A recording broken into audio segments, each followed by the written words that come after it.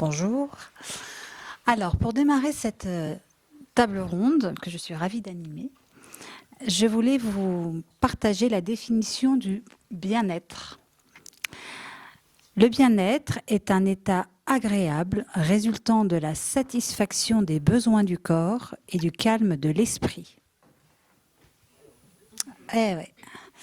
Alors, quand on a entendu ça, on se dit que bien-être au travail, le salaire seul ne va pas forcément suffire. Qu'il y a une dimension certainement plus subtile, plus expérientielle, plus personnelle, cette fameuse quête de sens qui nous anime tous, qui est certainement à l'œuvre, et que donc le rôle de l'immatériel est assez important dans cette recherche du bien-être. Pierre-Alexis évoquait les think tanks, les ateliers que nous menons tout au long de l'année. Il y a un atelier qui est apporté justement sur les RPS, les risques psychosociaux, comment justement les éviter, et en particulier dans les périodes de transformation. Et il en est ressorti que dans la prévention des RPS, et donc en conséquent pour essayer de faire évoluer le bien-être des collaborateurs, l'ensemble du capital immatériel est impliqué. Il n'y a pas que la dimension RH, capital humain. Et justement, c'est ce qu'on va voir avec nos invités. Je voulais rebondir effectivement sur les chiffres de l'enquête Q12 de Gallup, que j'ai un petit peu condensé en 4 grandes dimensions, bien-être au travail, et justement, ça fait être une très bonne introduction pour des exemples que nous avons juste derrière. La première, c'est remplir sa fonction, avoir une vision claire de ce que l'on attend de moi. Déjà, ça semble bête, mais c'est pas donné à tout le monde. Apporter une contribution qui soit valorisée humainement et financièrement. Nourrir un sentiment d'appartenance, avoir de bonnes relations. Et s'accomplir par son travail, avoir le sentiment de grandir. Et je vous disais en introduction que finalement, le bien-être ne relève pas uniquement de la dimension immatérielle du capital humain. Et on a quelques exemples de transformation, si vous voulez bien, messieurs. Alors, Pascal, peut-être, prendre la parole sur justement, ou peut-être Pierre. Ah non, pardon, c'était Pierre Barkny. Oh, excusez-moi. Alors, Pierre Barkny, en fait, dans cette transition, on avait effectivement échangé en préparant sur une dimension qui lui est chère, c'est la relation du care. Et il a des choses très intéressantes à nous raconter. Beaucoup moins qu'Alexandre, mais ça va prendre corps effectivement autour de la notion que moi je constate dans toutes les fonctions de l'entreprise. Alors j'ai la chance de travailler dans une espèce de biotope qui est l'assistance. Donc je suis dans une filiale d'une compagnie d'assurance. Et cette filiale s'occupe de tout ce qui est assistance, donc ne vend rien en soi, puisque tout est déjà vendu. Donc on ne fait que rendre un service. Quoi de plus sympathique au demeurant. Donc, comme on dirait par rapport à tout à l'heure, on est du bon côté de la barrière. Cela étant dit, donc on a des médecins, on a des infirmiers pour les urgentistes, on a des chargés de gestion de retraite, on a des chargés des psychologues du travail, on a pour l'emploi, l'assistance emploi, on a des chargés d'assistance, on a des mécanos, enfin tout ce qui tombe en panne, y compris le vivant. Je m'aperçois que, en fait, que ce soit pour la mobilité interne ou bien le recrutement externe, de plus en plus, la part du contrat implicite, c'est-à-dire ce qui ne relève pas de la transaction, prend une place considérable. Elle était assez exigeante, on dirait, dans le milieu de la relation client, parce que la relation client impose quand même, tous les modèles ne l'imposent pas, mais la relation client impose une forme d'engagement, c'est-à-dire de supplément d'âme, de richesse de soi, qu'on va offrir au-delà des processus de travail, etc. Quand on a des métiers très mécanistes, etc., au final, oui, on voudrait bien que tout le monde soit motivé, mais il n'y a pas nécessairement, on peut remplir son contrat de travail avec loyauté sans nécessairement y investir de l'engagement. L'engagement, c'est le petit supplément d'âme qui fait que je le donne parce que je le veux bien. Et tout ce nous-là, dans cet implicite-là, je le donne parce que je le veux bien, et c'est bien parce que j'ai développé une culture d'entreprise, j'ai développé une raison d'être, j'ai développé, peut-être pas tout ce que vient de dire Alexandre, quand même, parce qu'il nous reste un peu de chemin à parcourir, mais bon, on va essayer d'y tendre. À ce moment-là, on voit bien que ce nous, cet engagement. Or, toutes les dimensions, je dirais, de performance au global, elles se nouent autour de la performance au global de la santé de l'entreprise. La santé de l'entreprise est devenue une performance globale, à commencer par naturellement ces acteurs qui sont responsables du service. Il y avait toute une dimension aussi qu'on avait évoquée sur la réciprocité. Le fait d'avoir on parlait de raison d'être juste avant, mais comment en fait on aligne sa raison d'être aussi avec sa promesse collaborateur? Alors c'est là que peut-être le curseur a le plus bougé. On sort d'une pandémie, il y a quand même eu, ne serait-ce qu'en France, 155 000 morts. C'est 6 fois plus que la guerre d'Algérie. Évidemment, ça marque les consciences. On était déjà le pays le plus consommateur de psychotropes. On ne peut pas s'en sortir indemne. C'est moins le cas aujourd'hui, c'est une bonne nouvelle. On est en train de revenir vers la moyenne aujourd'hui. Oui, bon, on pourrait discuter de comment. Voilà. Mais bon, c'est un petit peu pour l'exemple. C'est de dire qu'une société au travail chacun d'entre nous a peu ou prou, de manière plus ou moins éloignée. C'est pas tout à fait la même définition que la ligne hiérarchique tout à l'heure, mais a été confronté dans sa vie personnelle à un drame. Et donc, naturellement, ça a des répercussions au travail. Évidemment, il y a deux facteurs. Celui-ci et l'hybridation du travail. Alors, là où l'œil de ceux qui sont mobiles dans les filiales ou qui nous rejoignent de l'extérieur, etc., est devenu beaucoup plus exigeant, c'est effectivement sur la réciprocité. Tu auras mon engagement si tu me démontres dans ta culture d'entreprise que je suis allé voir, que j'ai vérifié, que toi tu t'engages pour un sentiment, je dirais, d'utilité plus haute, hein, de valeur qui transcende l'entreprise. Et c'est cette réciprocité-là qui va faire toute la différence, je dirais, que ce soit alors les guerres de talents, etc., machin bidule, sur l'individualisation, certes, mais cette réciprocité-là, elle descend dans le cœur des processus, y compris dans les systèmes d'évaluation, c'est-à-dire que effectivement, le quoi des résultats, il pèse un certain poids, et on parvient à dire que le comment et le pourquoi pèsent l'équivalent. Et donc, à ce moment-là, on voit bien que sur tous les systèmes de GEPP, tous les systèmes d'évaluation, tout ça, c'est précisément ce qui se renforce sur le contrat implicite, c'est-à-dire ce qui n'est pas transactionnel, mais qui va être de l'ordre de la relation. Ce qui nous fait dire que du coup, ces immatériels, il faut peut-être les voir, c'était l'étude de Rodolphe Durand de HEC qui est sortie là, il n'y a pas très très longtemps, véritablement comme des investissements et pas comme des coûts. Justement, tout ce qui concerne la GEPP et autres, hein, toutes les dimensions, même sur l'innovation. Alors c'est des investissements, mais c'est des sucres lents. Hein. On est sur la culture d'entreprise, on est sur le management, et vous savez que la valeur managériale après Covid, hein, elle a autonomie, responsabilité, certes, mais c'est compliqué à administrer. Donc les managers ne veulent plus manager, et en même temps, les organisations sont bien contentes. Elles disent ouais, on voulait faire du lean, ça tombe bien. Le problème, c'est le périmètre des 5 mètres. Hein. C'est-à-dire que comme tout se joue dans le périmètre des 5 mètres, sans manager de proximité, là, la valeur d'engagement, c'est une gageure. Et justement, pour un peu détecter ces signaux faibles, qui sont spécifiques à chaque équipe, donc d'où l'importance du manager, Pascal, vous avez vécu aussi une transformation qui, à un moment donné, vous a alerté sur comment justement vos collaborateurs pouvaient être, eux, les indicateurs, être on va dire, à l'origine d'un mouvement, d'une considération que vous n'aviez plus au niveau stratégique?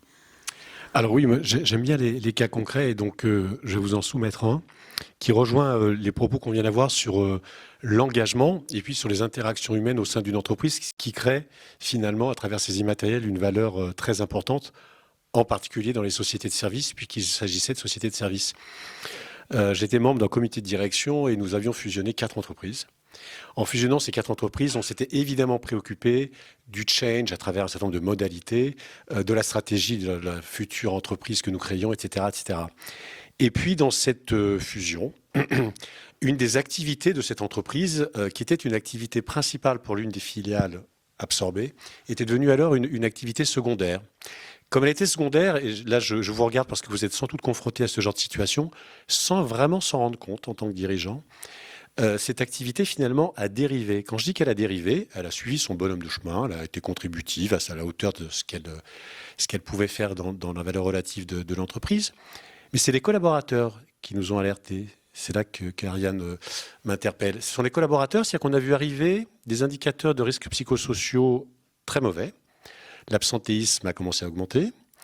Le taux d'engagement qui est mesuré dans ce grand groupe, tel la température d'un malade tous les jours, a commencé à baisser. Les réclamations clients n'ont évidemment suivi. Et donc, on a vu se dégrader cette activité. Et je vous parle de ce cas précis, puisqu'on parle d'interaction humaine, de valeur, parce que finalement, ce n'est pas le client qui nous a alertés sur ce problème. Ce n'est pas nous, comme dirigeants, qui en avons pris conscience, ce sont nos collaborateurs. Et quand on a creusé le sujet, il était temps d'ailleurs, on a tout remis à plat, en fait, finalement.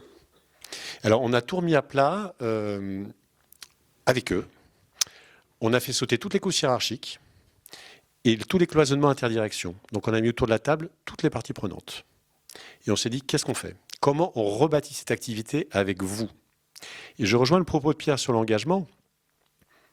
Finalement, on attend tellement des collaborateurs en termes de responsabilisation et d'engagement, et ces 15-20 dernières années, les entreprises ont inondé en top-down les équipes de ce type, presque d'injonction. Et puis qu'aujourd'hui, si vous n'êtes pas engagé, vous n'êtes pas finalement.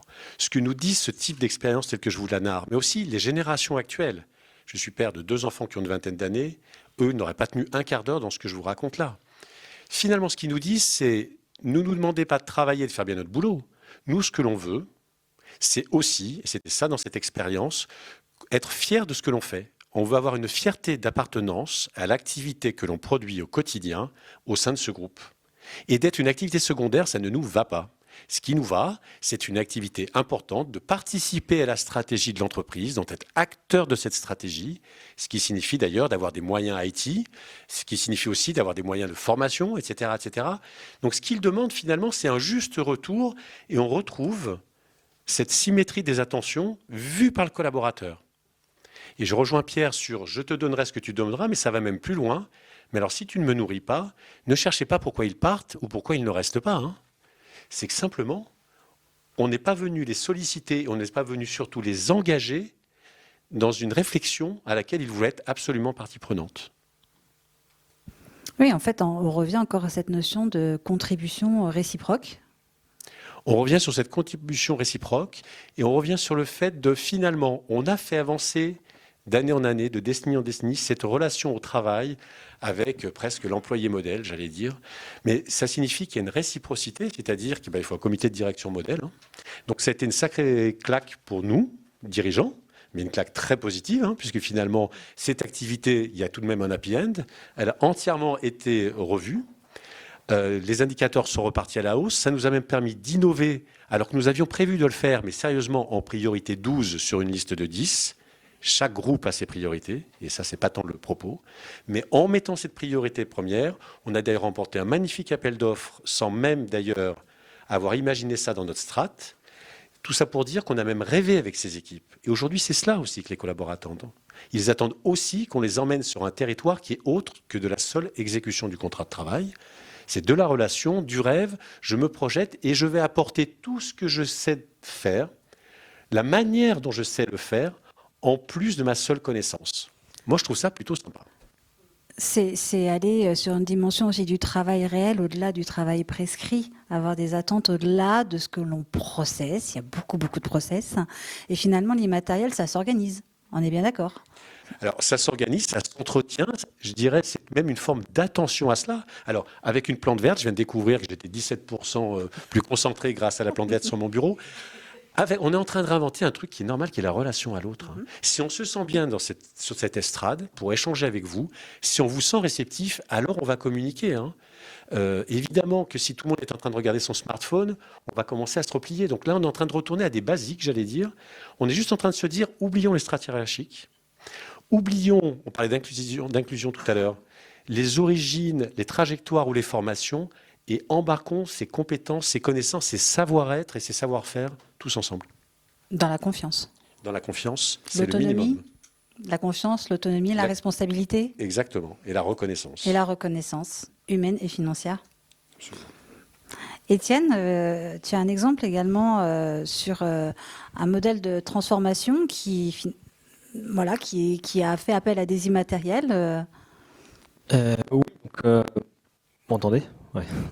Oui, donc moi je viens d'un contexte. Désolé. Vous m'entendez mieux? Ouais, c'est mieux.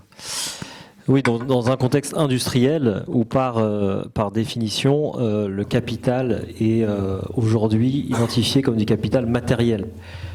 Puisque dans nos industries, ce qu'on va voir, c'est les usines. Donc, avant, je travaillais dans une entreprise Schneider Electric qui avait plus de 400 usines et aujourd'hui, Nexans, plus de 80 usines. Donc, aujourd'hui, quand on parle à nos contrôleurs de gestion, à la finance, à tous ces départements, chez Nexans, c'est la tonne de cuivre, c'est ça l'indicateur clé, le coût. Et au-delà de ça, c'est le chiffre d'affaires, la marge générée, l'EBITDA à la fin.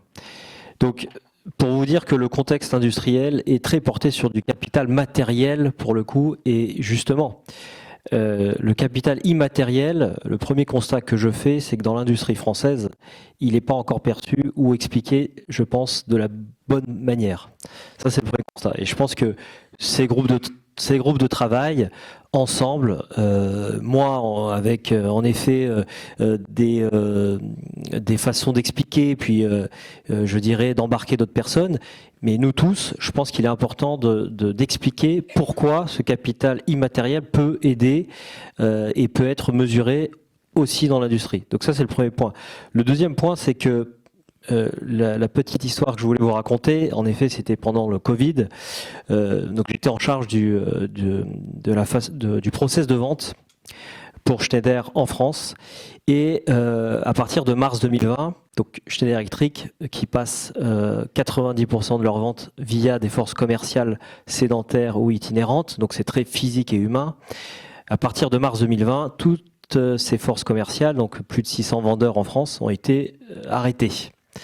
Donc on est revenu sur un modèle totalement digital. Et donc, avec toutes ces forces commerciales, on s'est posé beaucoup de questions, parce qu'on était tous très étonnés, surpris. Et deuxièmement, on s'est dit comment on peut faire de cette situation une force par rapport à nos compétiteurs. Et donc, il s'est avéré, j'étais en plein dans ce processus-là, donc je peux vous dire que c'était passionnant. C'était fatigant également, mais passionnant. C'est qu'on a misé non pas sur nos produits, services et solutions d'un point de vue technique, c'est-à-dire baisser éventuellement des coûts de production, baisser des prix, faire des promotions via nos distributeurs, mais on a misé sur nos forces commerciales en accélérant les formations, sur des nouvelles façons de vendre. Donc on a misé énormément sur un outil qui s'appelle LinkedIn, mais le module Sales Navigator de LinkedIn pour leur permettre de faire de la prospection. Donc ça, c'est le premier point. On a également fait allouer du temps aux commerciaux pour leur permettre justement de passer du temps via Teams et via les Zooms en fonction de leurs clients, pour permettre de passer ce temps-là à parler à leurs clients. Pas que du temps commercial, hein. L'idée, c'était pas que uniquement de vendre, parce que c'est quand même plus difficile dans nos métiers industriels de vendre via Teams ou Google Meet qu'en échange.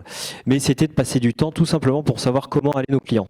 Et d'ailleurs, on avait tout un programme en 2020 chez Schneider qui était de dire à nos commerciaux, envoyez un mail à vos clients pour non pas leur demander ou leur pousser des offres, mais juste pour leur demander si ça allait bien.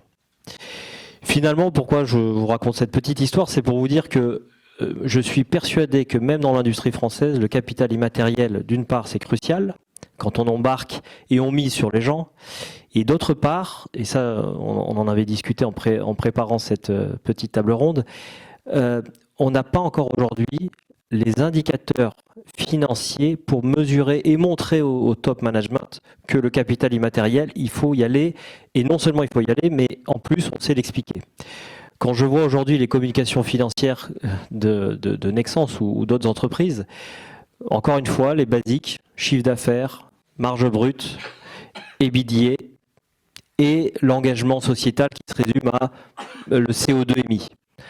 Je pense qu'on peut aller bien au-delà, peut-être des nouveaux indicateurs à créer, peut-être les compétences en interne de certaines équipes, peut-être des outils que certaines équipes ont par rapport à la compétition. Je mentionnais LinkedIn, mais ça peut être d'autres.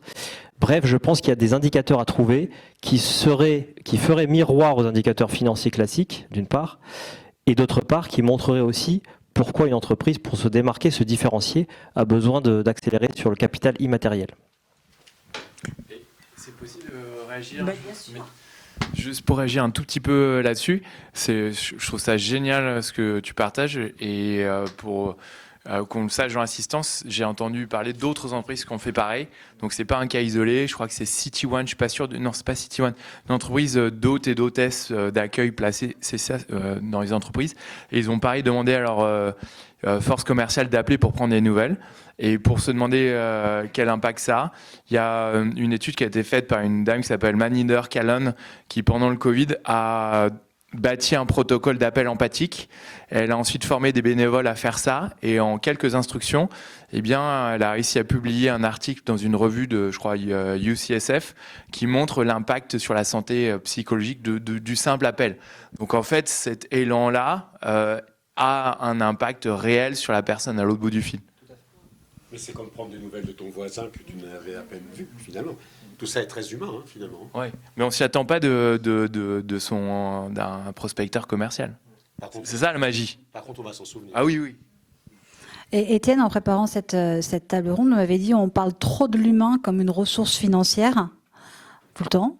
Et c'est vrai on était parti en imaginant que peut-être dans un monde parfait, on pourrait intégrer les soft skills dans tous les entretiens et puis faire la moyenne des notes et puis montrer comment toute cette dimension immatérielle humaine, en fonction des résultats de l'entreprise, avait contribué justement à créer de la performance financière de manière à la valoriser et encore une fois reboucler la boucle en disant investissez dans vos immatériels, ce sont des vrais investissements, ce ne sont pas des coûts essentiellement.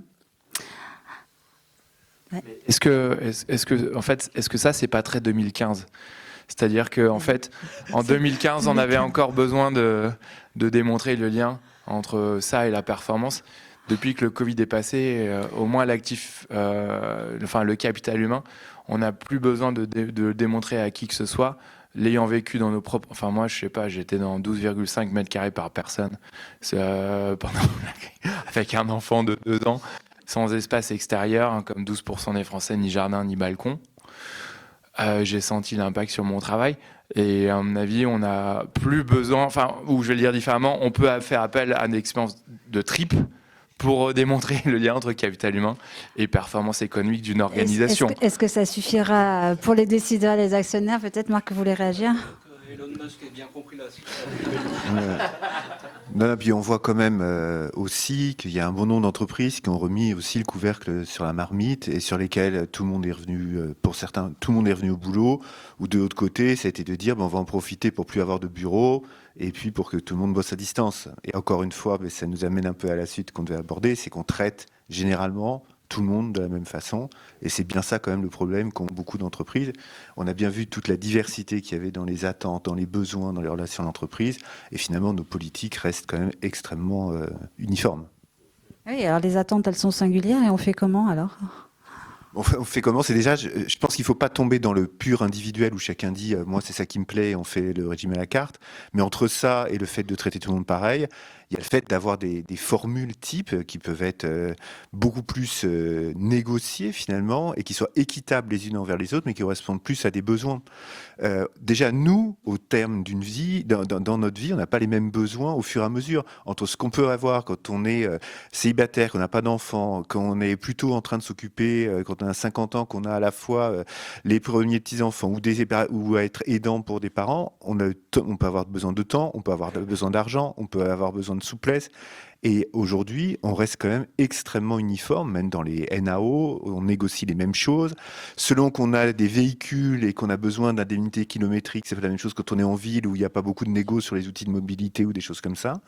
On n'est quand même pas très créatif. Moi, j'ai travaillé pour des pays que j'avais dans ma zone qui étaient beaucoup plus créatifs, par exemple l'Afrique du Sud, sur des systèmes à la carte et qui étaient équivalents en termes de package. Parce que je crois que les gens, c'est très important qu'ils s'assurent que ça soit équitable. Mais équitable, ça ne veut pas dire d'avoir exactement la même chose, identique. Et en plus, chacun a besoin de sentir d'être traité de manière justement singulière et d'être reconnu dans sa singularité. Est-ce que là-dessus, moi, j'ai juste un rebond à faire. Après, tu me canalises parce que je suis bavard. Mais là-dessus, pour prendre un exemple de la prise en compte de l'humain, c'est effectivement le travail hybride. Tu parlais de NAO, jour de télétravail. En fait, aujourd'hui, on voit qu'on est en train d'apprendre. Et sur cet exemple du télétravail, on est en train de passer d'une réflexion de télétravail par métier, qui était déjà pas mal, à une réflexion de télétravail ou travail hybride par activité. Ça, c'est la grande révolution, qui est de dire qu'il y a des métiers qui, de loin, n'ont pas l'air télétravaillables, mais en fait, si on regarde, on découpe de manière plus fine. C'est McKinsey qui a fait une étude en examinant 2000 activités, 800 métiers, et qui détermine quelles sont celles qui sont adaptées au travail à distance et au travail physique. Donc on peut descendre au niveau de l'activité elle-même, la tâche, et ensuite les entreprises sont en train de le faire de manière plus en plus fine jusqu'à l'équipe. Et on a des entreprises comme Pôle emploi ou Abeille Assurance qui vont le faire en prenant en compte les spécificités individuelles. Les spécificités individuelles sont liées à la fois à la personne en question en tant qu'elle fait un certain métier, mais aussi parce qu'il y a des déterminants psychologiques. Parce que les personnes introverties tirent des plus grands bénéfices que les extravertis à télétravailler qu'à être en présentiel. Donc, et tout ça se résume en un process qu'on appelle le Distension Process Reengineering, qui est de voir comment on trouve la bonne dose de télétravail aux différents niveaux de l'organisation, la business unit, les métiers, les départements, les équipes, voire l'individu. Mais, et en conclusion, ça veut donc dire que ça demande de mettre en place des processus pour arriver à ce que l'actif immatériel correspondant, qui est de se sentir bien avec le bon mode de travail, eh bien, il soit optimisé et pas juste fait au doigt mouillé ou de manière univoque et standardisée. Alors là, il y a des points quand même que je partage pas complètement. Déjà, c'est que en fait, on a parlé tous de travail hybride, ça concerne quand même 30 à 40% des gens aujourd'hui. Non. Enfin, faut regarder les usines, faut regarder les magasins. Moi, j'étais DRH du groupe Auchan pendant ce temps-là. Il y a la majorité des gens qui ne pouvaient pas faire de télétravail. Faut quand même pas l'oublier. Et on a tendance quand même à raisonner. C'est vraiment 60. On a tendance à raisonner sur des gens qui sont quand même essentiellement sur des sièges, quand même, en région parisienne aussi. Et ça, faut pas oublier tous ceux qui sont d'ailleurs justement les grands oubliés et dont on ne travaille pas du tout sur les sujets de santé et de conditions de travail. On a même remis quand même, pour des raisons de santé aussi, du travail de nuit qu'on pensait justement qui était plutôt dans le passé. N'empêche que pour des raisons sanitaires, on l'a remis en place. Donc vous voyez qu'il y a quand même toute une partie de la population dont il faut s'occuper. Alors je veux bien que ce soit 60%, mais quand même il y a plein de métiers sur lesquels c'est compliqué. Et deuxième point, moi je pense effectivement qu'il faut personnaliser, et je trouve ça très bien de descendre justement au plus près. Par contre, est-ce qu'il faut processer autant, ou est-ce qu'il faut remettre justement complètement le manager là-dedans ? Moi, je pense que c'est le manager et dans la relation qu'il a. Il y a quand même dans toutes les enquêtes collaborateurs que j'ai pu faire pendant des années, c'est pour le N+1 qu'on vient et l'équipe proche finalement en termes de convivialité. Et le N+1 généralement, mis à part les gens qu'on quitte parce que vraiment ça va pas du tout, c'est avec lui qu'il y a généralement le plus grand rapport de confiance. Le problème, c'est que une grande partie des managers ne font plus ça parce qu'ils sont demandés On leur demande d'expliquer toujours pourquoi il y a un écart de je sais pas combien par rapport à ce qui était prévu. Ils ont des reportings à faire tout le temps. Le nombre de fois où on a passé son temps, par exemple chez Danone, à remettre les managers sur le shop floor parce qu'ils étaient dans des bureaux dans lesquels ils étaient en train de remplir des indicateurs qui étaient demandés partout. Donc je pense qu'il faut qu'à un moment donné, on soit capable de dire votre mission, vous les managers, c'est d'avoir cette proximité, mais qu'on leur garde du temps pour ça, et aussi qu'on leur demande pas de gérer tout et qu'il y ait quand même un pré-cadrage, des formules possibles, et qu'il y ait un choix et un engagement qu'on expérimente, de dire, voilà, moi je prends cette formule de télétravail, par exemple, pendant 6 mois, on fera un bilan après, mais c'est pas, tiens, cette semaine je fais ça, et puis pourquoi tu as donné ça à un tel et tout, c'est encadré. Les accords collectifs aussi avec les syndicats pourraient être beaucoup plus souples en pré-cadrant déjà 3, 4, 5 formules, et ça enlèverait beaucoup de pression au manager. Moi, je trouve qu'aujourd'hui, et tu parlais avec que plus personne voulait être manager, ben oui, quand on a à répondre à toutes les questions et à porter toutes les contradictions de l'entreprise tout seul, sans être baqué par des règles justement qui soient à la fois souples et cohérentes, ben c'est très compliqué, ça donne pas beaucoup envie. Hein. Mais il n'y a pas beaucoup de formation là à faire au niveau des managers, au niveau d'une part de la compréhension de la complexité humaine, parce que Alexandre, si on redescend tout ce que tu as expliqué tout à l'heure, enfin moi je connais un paquet de managers et ils vont pas comprendre. Et puis quand on parle de courage managérial, effectivement peut-être déjà leur donner les grands drivers pour qu'ils puissent après statuer, mais ça veut dire que là il y a de la formation, non? Il y a de la formation, mais je pense qu'il y en a plein qui ont eu aussi des tonnes de formation managériale. Je pense qu'il y a la cohérence derrière aussi. Une fois qu'on leur explique quelque chose, est-ce qu'ils vont pas être déjugés derrière? Est-ce que finalement ce qu'ils disent va être pris en compte aussi derrière? C'est tout cet aspect-là, et je crois beaucoup plus qu'il y a des formations, c'est que en fait, le cœur du métier du manager, il devrait être évalué là-dessus. Et en fait, quand est-ce qu'il est évalué sur ses qualités managériales? Regardez tous les entretiens annuels, regardez tout ce qui est fait. La plupart du temps, il va être évalué sur d'autres éléments que vraiment le cœur de son métier. Et je pense que d'un point de vue symbolique, c'est extrêmement important qu'on passe son temps, quand un N+2 par un N+1, c'est de lui dire mais comment ça se passe avec ton équipe, comment tu t'en sors, c'est quoi ce qui se passe à l'intérieur, et c'est pas le cœur de ce qui est discuté. Je crois qu'il y a d'abord un sujet de mindset, parce qu'on peut mettre toutes les formations du monde, si de toute façon on cadre sans laisser la moindre place à l'interaction humaine, alors elle est tout à fait vraie dans cette relation managériale, on l'a quand même perdue. Donc le Covid a eu un effet choc. Moi ce que je crains, c'est comme l'arrêt du tabac sous contrainte, on recommence à fumer.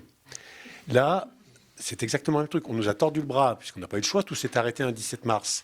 Si derrière la prise de conscience qui a eu lieu n'est pas transformée, on a une chance fabuleuse de pouvoir changer ce mindset. C'est de se dire comment on peut travailler autrement. Et alors, pour le dire aussi autrement, si on ne le change pas, ce mindset, les gens ne restent pas. Donc aujourd'hui, on nous fait des grandes théories, des études, j'en ai entendu 50 sur le sujet, sur la grande démission, etc. Les gens ne restent pas. Donc si on ne cherche pas, si on n'innove pas, si on n'essaie pas de nouvelles formules, si on ne montre pas l'exemple, je reviens vers les dirigeants, à montrer l'exemple. Bien sûr que quand on est dirigeant d'une entreprise, on croule sous les contraintes du groupe, etc., etc. Mais on est avant tout un manager. Et ce partage qu'on a avec les équipes, on le côtoie soi-même. Prenez un exemple simple que vous avez dû connaître. À un moment ou un autre dans nos carrières, on fait partie d'une Dream Team. Et on se dit après coup que c'était vraiment bien. Hein. Et quand on regarde, tout ça, c'était de l'immatériel. C'était de la relation entre des personnes. On a été super performants tous ensemble. Parce qu'en fin de compte, il y a eu des interactions entre nous qui nous ont rendus collectivement plus intelligents. Et pour autant, on a explosé les indicateurs et tout ce que vous voulez, mais c'est le résultat. À la limite, c'est presque secondaire, j'allais dire. Ce qui est important, c'est cette recette de cuisine, ça part du mindset. Et où je te rejoins, c'est que bien sûr qu'il faut de la formation, mais de la formation, ça va être surtout de mettre en confiance pour oser le faire. Parce qu'on a tellement pendant des années cadré le sujet que finalement, les managers, mettons-nous à leur place. On est à leur place d'ailleurs, et n'osent plus bouger une oreille. Hein. Moi, je voudrais rebondir sur le côté, puisqu'on est en train de parler des actifs immatériels, c'est faire un décalage par rapport à celui qui est financier. Alors évidemment, la rémunération, c'est fondamental déjà pour ceux qui ont du mal à joindre les deux bouts en termes de dépenses. Deuxièmement, c'est une reconnaissance symbolique. Donc c'est fondamental aussi pour cette raison-là. Et malgré tout, aujourd'hui, on voit que les entreprises n'arrivent plus à mobiliser en utilisant ce levier-là. Et je connais un cabinet d'audit international qui, dans une de ses filiales, a augmenté les rémunérations de 25 à 50% pour chercher à recruter. Et une entreprise, une filiale dans le luxe français qui a accordé à ses collaborateurs un bonus de 30 000 euros pour les cadres et pour les non-cadres. Et ça, c'est bon, parce que sans doute ils le pouvaient, mais aussi, et puis parce qu'ils avaient envie de dire merci, probablement, avec de la générosité, de l'altruisme, une envie de camaraderie, tout ça. Et il y avait peut-être aussi une envie de simplement aider à rester les collaborateurs. Et aujourd'hui, je pense que une manière de résumer ça, c'est de dire que l'argent, les sociologues, ils disent l'argent est une valeur refuge. C'est-à-dire que je vais examiner ma rémunération lorsque les actifs immatériels plus fondamentaux autres sont absents, et en particulier le sens, l'appartenance et les relations humaines. Mais le start-upper qui est dans son garage et qui invente le nouveau truc et qui a froid et qui se casse le dos, il dit pas j'ai des mauvaises conditions de travail, je gagne pas suffisamment d'argent. Ouais, enfin,